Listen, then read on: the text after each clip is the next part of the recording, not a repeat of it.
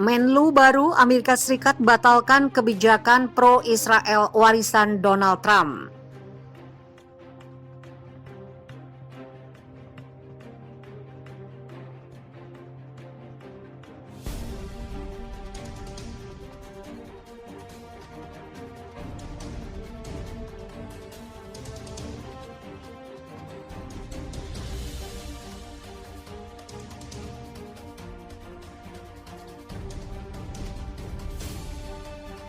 Menteri Luar Negeri Amerika Serikat Antony Blinken tidak lagi mengikuti jejak pemerintahan Donald Trump yang mengakui dataran tinggi Golan sebagai bagian dari wilayah Israel. Walaupun demikian, Blinken saat diwawancarai CNN Senin 8 Februari mengatakan dataran tinggi Golan merupakan daerah yang penting bagi keamanan Israel. Ex-Presiden Amerika Serikat Donald Trump pada 2019 memberi pengakuan resmi terhadap dataran tinggi Golan sebagai bagian dari kedaulatan Israel. Israel menduduki paksa dataran tinggi Golan dari Suriah setelah perang di Timur Tengah pada 1967. Daerah itu pun dicaplok paksa oleh Israel pada 1981 meskipun langkah itu dikecam oleh banyak negara. Untuk kepentingan praktis, pengawasan atas situasi di Golan menurut saya masih jadi hal penting bagi keamanan di Israel, kata Blinken saat diwawancarai CNN. Pertanyaan terkait aspek hukum bisa jadi urusan lain dan seiring dengan berjalannya waktu. Jika situasi di Suriah berubah, itu sesuatu yang akan kami pertimbangkan. Namun kami belum sampai ke arah sana, kata Blinken. Ia menambahkan pemerintahan Suriah yang dipimpin oleh Presiden Bashar al-Assad serta kelompok militan bersenjata yang didukung oleh Iran merupakan ancaman serius bagi keamanan Israel. Penasihat Biden itu sebelumnya mengatakan dia tidak akan mencabut pengakuan resmi Amerika Serikat terhadap kedaulatan Israel di Golan.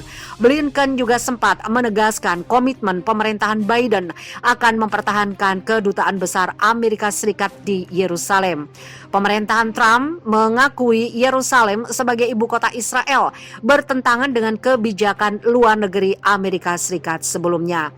Biden bersama timnya mengatakan mereka akan memulihkan kembali hubungan dengan Palestina yang sempat putus saat pemerintahan Trump. Biden juga akan menyalurkan kembali bantuan dan menolak aksi-aksi sepihak, misalnya pembangunan pemukiman secara ilegal di daerah pendudukan. Kegagalan Biden untuk menghubungi Perdana Menteri Israel Benjamin Netanyahu memancing banyak pertanyaan di kalangan para ahli dan pengamat di Timur Tengah. Jika melihat kedua pendahulu Biden, Obama dan Trump dapat berbicara langsung dengan Netanyahu beberapa hari setelah resmi menjabat, saya yakin mereka akan meluangkan waktu untuk berbicara dalam waktu dekat ini, ujar Blinken saat ditanya mengenai masalah bosnya.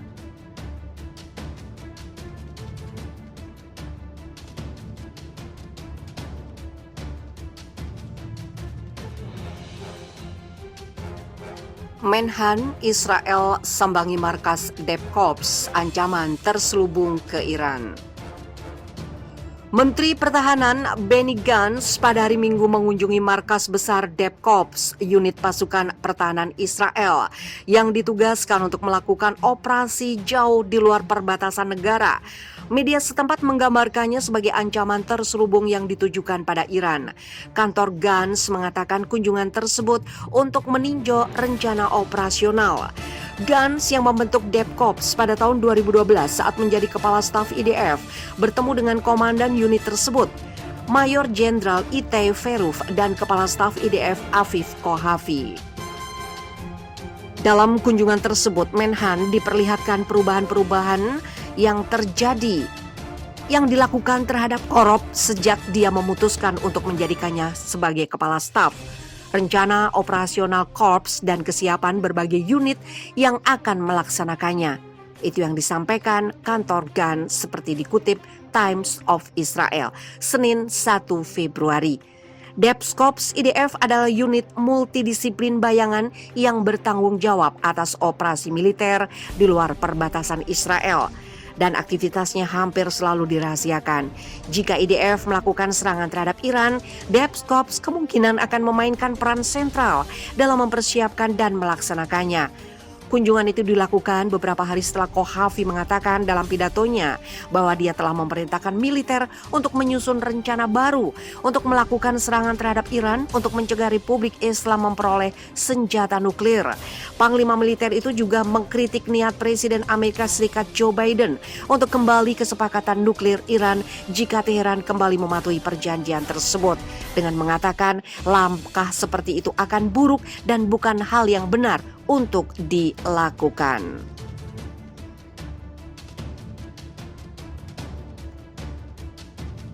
Gantz awalnya menegur panglima militer tersebut atas pernyataannya yang terbuka dengan mengatakan bahwa diskusi tentang kebijakan Israel terhadap Iran harus tetap dilakukan secara tertutup. Namun Gantz kemudian menarik kembali kritik tersebut dengan mengatakan bahwa Kohafi adalah kepala staf yang sangat baik. Gantz berterima kasih kepada para prajurit dan komando korps serta unit-unit yang beroperasi di bawahnya atas aktivitas mereka dan kesiapan mereka untuk memberikan tanggapan terhadap berbagai skenario operasional baru dan menantang yang dihadapi negara Israel dan IDF.